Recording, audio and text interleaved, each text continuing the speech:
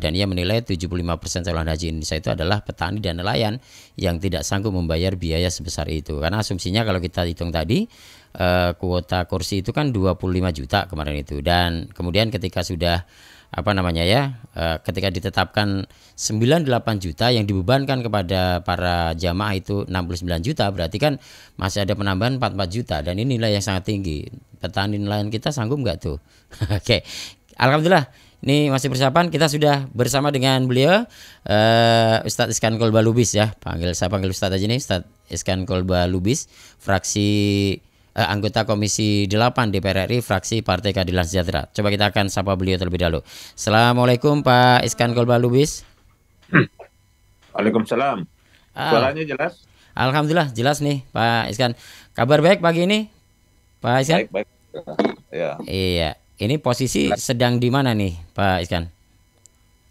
Ini saya sedang di daerah Sudirman ini. Semalam ada FGD tentang haji ya. Oke.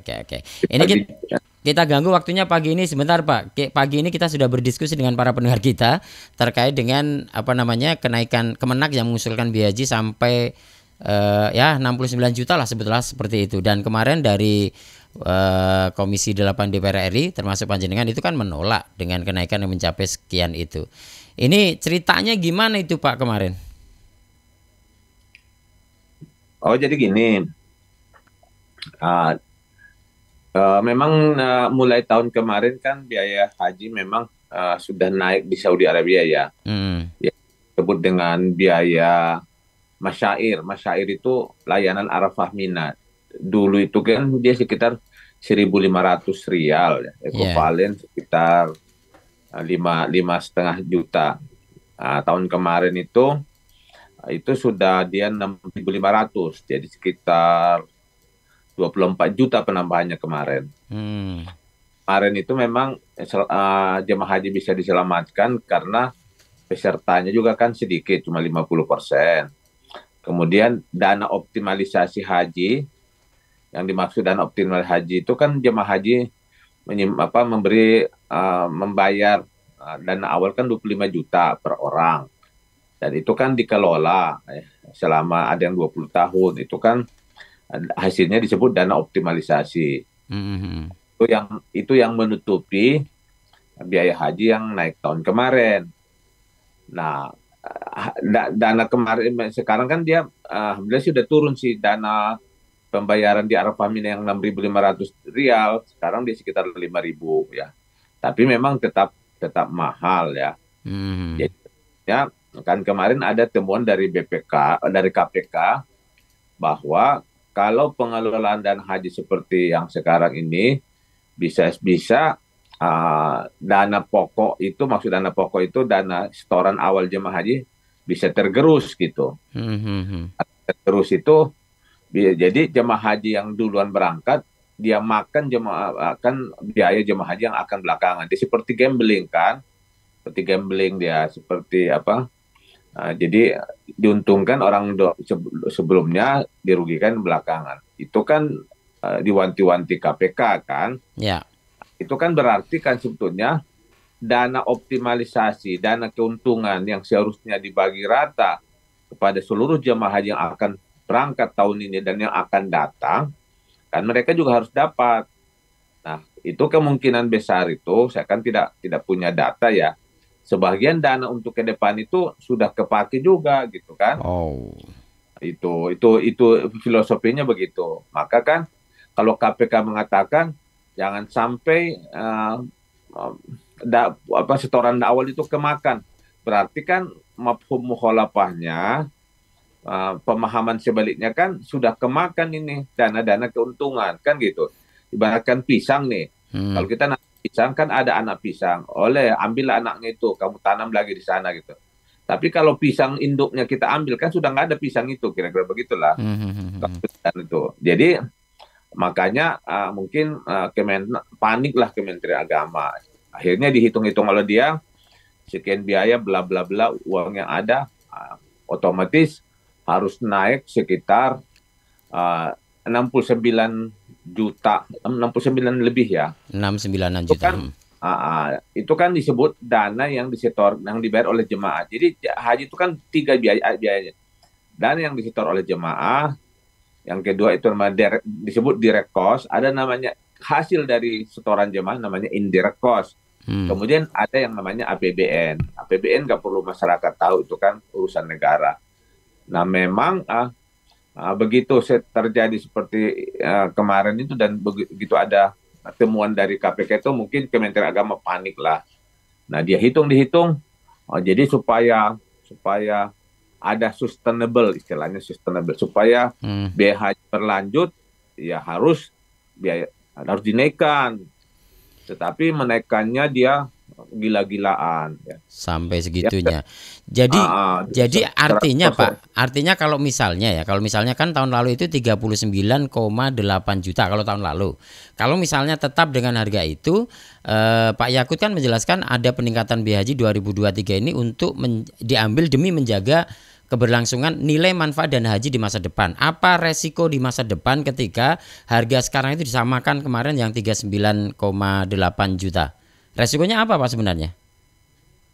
Resikonya jemaah haji yang akan datang semakin mahal. Semakin mahal ya? Karena istilahnya gini, kalau dalam Islam itu kan kita tidak boleh memakan harta orang kan, ya kan? Ya. Jadi harusnya kalau jemaah haji yang daftar 15 tahun yang lalu, dia tidak boleh dong dimakan oleh jemaah haji yang berangkat kemarin, dia enak-enak dia hajinya murah, tiba-tiba jemaah haji akan datang. Itulah sebetulnya masalah di Kementerian Agama. Dari dulu saya bilang pengelolaan haji itu harus berbasis seperti asuransi, aktuaria namanya. Jadi setiap jemaah itu punya akun sendiri. Begitu ada keuntungan dimasukin ke akun dia itu. Kalau nggak begitu kan jadi uang ini seperti uang semua jemaah haji dimasukin ke satu caku besar namanya pengelolaan haji, tapi seenaknya oper sana oper sini biar nggak naik kita keluarin gitu. Itu yang salah itu di pengelolaan itu. Nah, ketika KPK sudah mengatakan itu kan akhirnya jadi gini, sebetulnya idealnya itu dana pengelolaan jadi yang paling ideal pelaksana haji itu tahun 2012. Ya. Di tahun 2012 itu 70% biaya haji itu dibayar oleh jemaah, 30% dibayar oleh keuntungan. Sekarang kalau umpamanya keuntungan, kalau biaya haji umpamanya katakanlah 80 juta ya. Sepertiga 80 juta berapa? Sepertiganya. Tiga lah, sekitar 3 gitu aja lah. 2, sekian. 25. 25. Berarti memang dana yang disetorkan oleh jemaah itu uang yang disetorkan itu memang 50 juta gitu. Nah, sekarang kan jemaah itu hanya membayar 25 juta plus pelunasan 35 juta gitu. Iya. Nah, begini sebetulnya. Ini kan ada keuntungan jemaah haji yang lalu yang kepake, keuntungan jemaah yang akan dipakai lalu. Ya, sekarang memang perimbangan dana haji sekarang itu bisa 40% dari dana optimalisasi, 60 dibayar oleh jemaah. Itu artinya itu menggerus keuntungan, itu maksudnya. Nah, yang diuntungkan oleh jemaah yang diusulkan oleh pemerintah sekarang itu 70% disuruh jemaah yang bayar, 70%. 30% dari dana optimalisasi gitu. Oke. Nah, jadi apa kesalahannya? Karena kita bebankan jemaah haji yang sekarang itu, kita paksa dia bayar mahal, padahal ada keuntungan dia sebelumnya yang dia tidak dapat. Itu kan tidak adil. Makanya kalau mau itu dibuat bertahap. Mulai tahun ini ada yang kita naikkan, dana setoran untuk jemaah haji yang mau datang ini mulai tahun ini harus dinaikkan. Kalau biaya haji itu sekarang pamannya kita kira 90 juta ke depannya, berarti jemaah haji setoran awalnya jadi 30 gitu Mas, bukan 25 lagi, ya kan? Nah, ketika uang itu nambah 5 juta, kan ada dana cash lagi, diputar lagi, nambah untung lagi, jadi ringan gitu. Jadi jangan kesalahan kita itu dibebankan jemaah haji yang sekarang, mereka suruh bayar 45 juta. Gitu. Itu maksud kesalahannya saya. Di situ itu berarti ya. Cara berpikirnya itu harus resiko itu dibagi bersama gitu kan, ini seperti asuransi kan begitu. Kalau logika awamnya sih sebenarnya kalau kita sekarang kan daftar list masa tunggunya itu kan sampai 30 tahun misalnya kayak gitu ya. 30 tahun misalnya.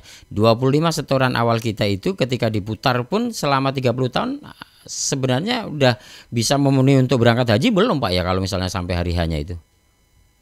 Kalau gini kan, kalau keuntungan setiap tahun sekitar 6%. Per tahunnya. Tapi kalau saya tahu 30 tahun itu kan dia pribadi itu sudah menguntungkan 180%. Nah, makanya kan Ya kan? begitu.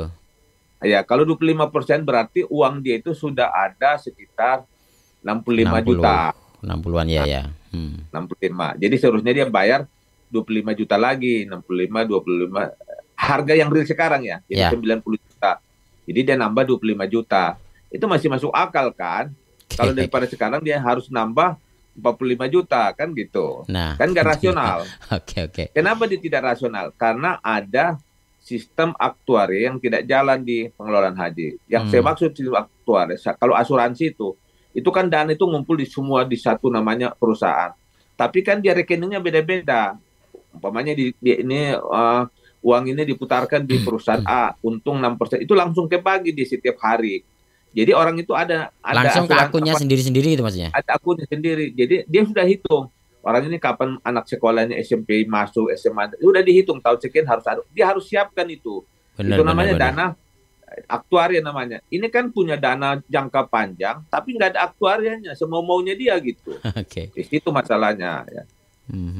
Nah, tidak boleh dong, karena kesalahan kita manajemen mengelola uang, kita bebankan kepada jemaah haji tahun ini. Jadi seharusnya, kalau memang keuntungan itu sudah dapat jemaah haji sesudahnya, tolong dong juga nanti kerugiannya jangan ke saya semua kan gitu kan. Baik. Jadi, kalau terkait dengan DAU sekarang gimana Pak? Dana abadi umat yang itu peruntukannya juga ada untuk ibadah haji. Sementara per tahunnya kan ada penambahan itu 3, sekian triliun, 3,4 misalnya per tahun. Sementara tahun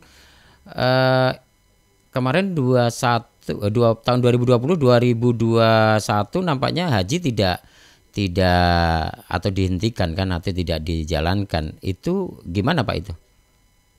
Kalau dana DAU itu dana alokasi umat itu di zaman dulu sebelum dibuat undang-undang keuangan haji ya. Dananya itu nggak terlalu besar, kalau nggak salah itu sekitar 3 atau 4 triliun aja.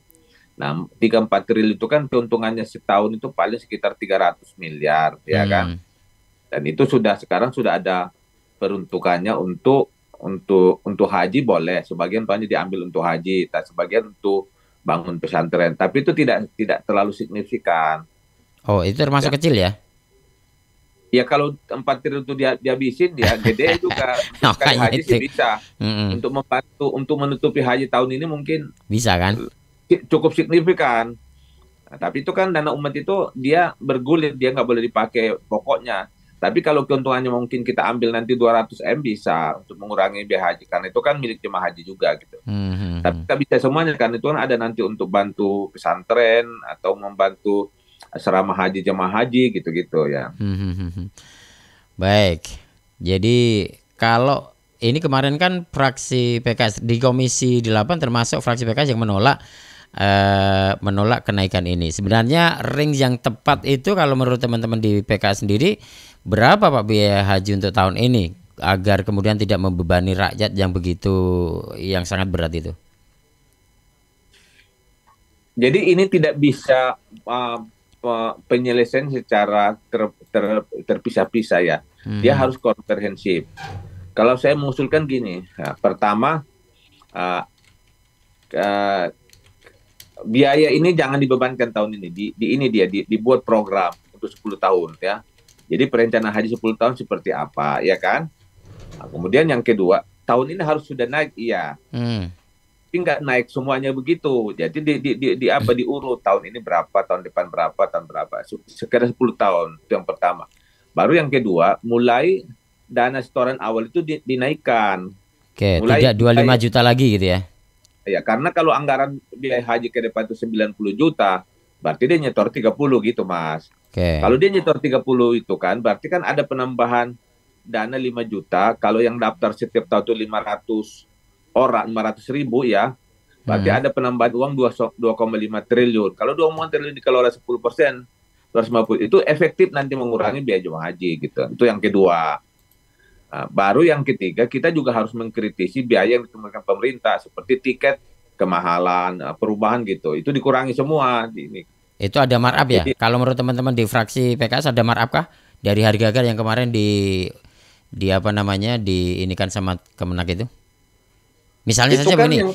Misalnya yang gini. paling gampang, itu kan KPK sudah ngomong. KPK mengatakan ada inefisiensi. Nah, itu kalau inefisiensi itu maksudnya markup itu, Mas. Oke. Efisiensi itu sekitar 250 miliar. Itu kan sudah apa? Jadi misal udah gini Pak, misalkan kalau saya dalam kacamata orang awam kan gini, ini kemarin dirinci kan, biasakan dari biaya 98 juta sekian, 98,8 lah, itu digunakan untuk penerbangan misalnya, biaya penerbangan, transportasi lah, embarkasi ke Saudi, itu PP-nya kan di sini ada angka 33,9 juta. Sementara kalau kita umroh saja itu kan biaya PP itu paling cuma ya maksimal 15 jutaan, 15 sampai 20 lah misalnya kayak gitu. Ini kan 33,9 itu sangat tinggi. Itu bisa nggak dikurangi dari sisi itu gitu ya? Kalau hitung-hitungan saya, Mas, itu 33 itu mungkin bisa dikurangi. Itu kan sangat terkait dengan naik turunnya harga aftur ya.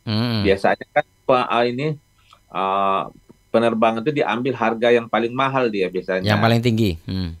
Tinggi. Kalau dia takut baunya naik, dia rugikan. Penerbangan itu kan keuntungannya kecil ya, 2-3% aja per tahun perputaran uangnya. Ya, tapi menurut saya itu 33 masih mahal. Kalau hitungan saya itu sekitar 27 lah, 27, 28. Tapi kalau Mas bilang umrah 20 juta, itu nggak bisa, Mas. Karena gini, penerbangan haji itu adalah penerbangan charter. Oh, gitu. Bukan penerbangan reguler. Kalau reguler kan Bapak pergi besok, jemaah haji pulang. Kalau itu kan pesawat charter. Jadi dia memberangkatkan satu hari 10 kloter. Nggak ada itu yang balik ke sana lagi. Karena yang balik itu ikut reguler. Jadi dia pergi ke sana, pesawatnya balik pulangnya lagi. kosong. Nanti dia ngambil lagi, dia kosong dia itu. Jadi kalau dihitung itu beda ya ya. Sekitar 150% Mas biayanya. Memang dia lebih ringan sih pulangnya, nggak ada lebih sedikit apa namanya?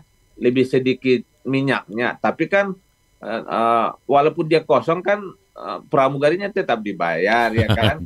Pilotnya tetap bayar. Kemudian dia parkir di Saudi tetap dibayar. Biaya itu semua. Jadi Mas itu salah juga kalau menganggap sama dengan itu. Itu harus dijelaskan. Jadi hitungan itu sekitar 150% Mas itunya. Kan kalau jemaah haji bawa umroh nggak 100%, paling 80% ya kan. Nah, kalau haji ini penuh dia sekitar 98%. Tapi dia yang paling besar biaya komponen itu kan 60% sampai 70% itu kan minyak. Walaupun dia kosong tetap pakai minyak. Ya. Kemudian asuransi untuk pilotnya kan tetap dibayar, begitu Mas. Dia parkir di airport tetap bayar. Jadi dia nggak begitu hitungannya. Jadi dia sekitar 140 sampai 145% gitu. Jadi jangan kita jadi orang nggak ngerti juga gitu ya. Baik, kalau jadi gini Pak, penolakan kemarin kan tentu tidak hanya menolak begitu saja, tetapi harus ada solusi yang tepat itu seperti apa.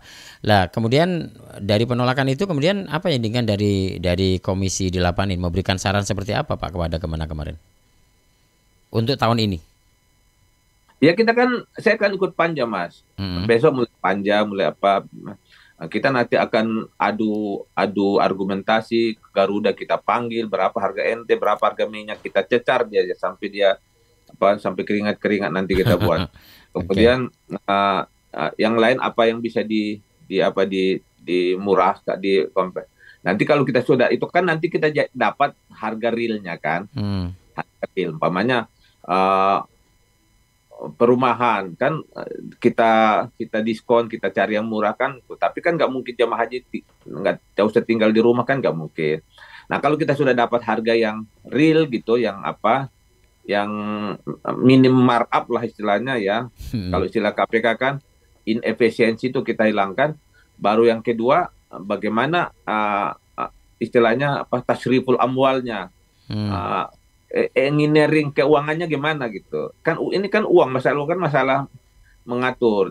Alhamdulillah kan pengelolaan haji dia punya uang cash 150 juta. Silakan kita kelola, tapi intinya kalau saya jangan dibebankan kepada jemaah haji tahun ini semua. beban itu dibagi ke samping gitu. Jadi, naiknya boleh, tapi jangan jangan sebesar itu. Nah, hitung-hitungan saya sih, kalau selama itu dia umpamanya dia eh, kan dia setoran tahun 25, biasanya pelunasan 10-35 ya kan. Kalau dia mungkin nambah sekitar 5 itu, jadi berarti yang di store jemaah itu 40 kan, 35 ditambah 5 umpamanya 40. 40 dengan sampai 59 kan masih jauh banget itu kan. Masih ada 20 apa. Jadi nanti gini, dana optimalisasinya jangan 30% dulu. Mungkin dana optimalisasinya kita buat 40 dulu, 40%. Kalau dalam optimalisasinya 40, itu kan lebih banyak bebannya nanti ke pengelolaan dana. Kalau kita kecilin dana optimalisasinya, banyakkan ke cakup jemaah gitu loh Mas. Kan dia ada 2 cakup ini. Ada cakup jemaah, ada cakup pengelolaan haji. Nah bagusnya nanti dari pengelolaan haji kita putar dulu.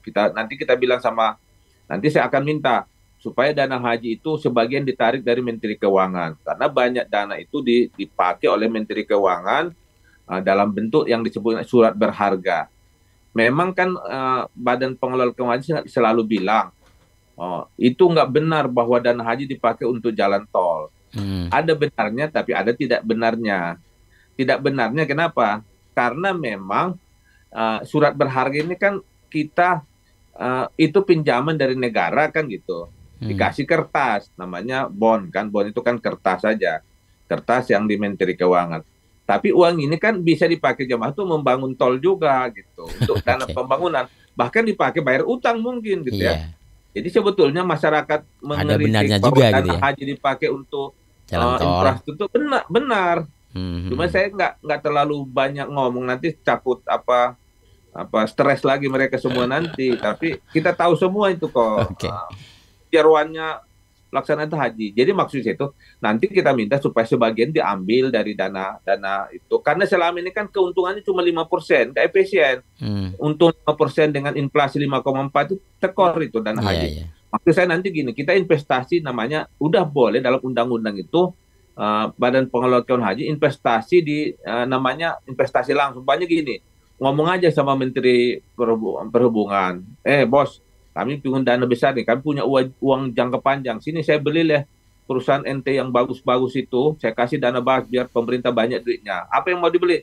Saya mau beli jalan tol dalam kota, gitu biar keren, ya kan?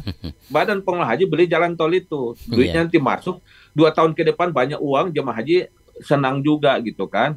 Dan dananya aman karena dijamin oleh negara. Tapi jangan kita dikasih umpamanya investasi ke IKN belum jelas itu barang, yang gitu-gitu loh Mas. Nah kalau pengelolaannya benar, saya bisa tahun ini pun bisa jemaah haji tidak naik, tapi kan nggak rasional. Oke lah, saya mengusul sih kalau naik itu paling besar itu 3 juta dan 5 juta ya.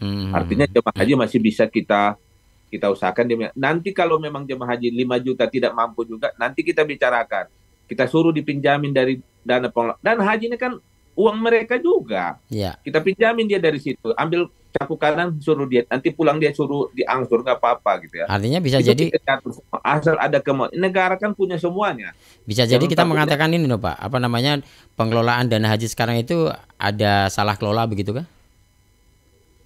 Masih ada salah kelola kah? Dibilang kalau salah dan salah benar itu kan menentukan hakim ya. Kalau berdosa tidak berdosa itu Tuhan. Kalau saya istilahnya itu bukan salah kelola, belum efisien. Sudah dikelola benar, tapi belum banyak untungnya gitu. Belum. Dan dia maklum lah mungkin yang pengelola itu masih baru atau mungkin biasa ngajar juga, tapi mungkin begitu ngelola uang begitu apa. Tapi sebetulnya bisa kan di Indonesia banyak ahli-ahli. Jadi artinya perlu ada reformasi pengelolaan dana haji. Pengelolaan dana haji harus direformasi sedemikian rupa agar kemudian bisa kenaikan itu tidak seperti saat ini dari 39,8 juta untuk tahun lalu sekarang jadi 69. Ini kenaikan yang sangat signifikan. Kalau misalnya ini untuk tahun ini tidak bisa diubah-ubah dari Kemenak 69, tetap saja 69 itu, maka penambahan dari para jamaah itu sekitar 44 sampai 45 juta lah. Kalau misalnya itu terjadi, dikhawatirkan banyak orang mengundurkan diri tidak mampu membayar. Apalagi jangan sampaikan di negeri ini banyak nelayan dan petani. Ini gimana nanti solusinya? Nggak mungkin lah itu, nggak bakalan berani. Itu kan usulan Menteri Agama dia. pingin enak-enaknya aja gampang gitu. Ini banyak gitu. Tapi pasti saya PKS pasti teriak nanti, nggak bakalan. Nah, cuma nanti kita penting itu kita ajakkan, saya kemarin sudah tampil di TV One ya, di komisi juga udah bilang. Yeah. Intinya sih udah polanya sih mereka udah mulai paham kayaknya. Saya udah ngomong begini. Jadi intinya itu kerugian itu dibagi gitu. Jangan keuntungannya dimakan sendiri, kerugiannya sama orang lain. Itu kan prinsip bernegara, kan prinsip keadilan. Saya Partai Keadilan Sejahtera itu masalah keadilan itu teriak saya nanti tuh ya. Jadi itu yang penting. Maksudnya oke, tahun ini soal tetap kita berangkatkan, tapi tolong dong yang manusiawi itu saja sih. Kalau saya umpamanya mereka kan mungkin dia harus melunasi 10 juta, dia udah siap lah itu 10 juta kan. Kalau kita nambah umpamanya sekitar 5 juta saja umpamanya, pastilah keluarganya juga bantu ya kan. Tapi kalau sampai 45 juta enggak, kalau 45 juta banyak yang mundur. Itu nanti bisa chaos ini pelaksana haji, bisa demo orang, nanti kita nggak mau yang gitu-gitulah. Benar.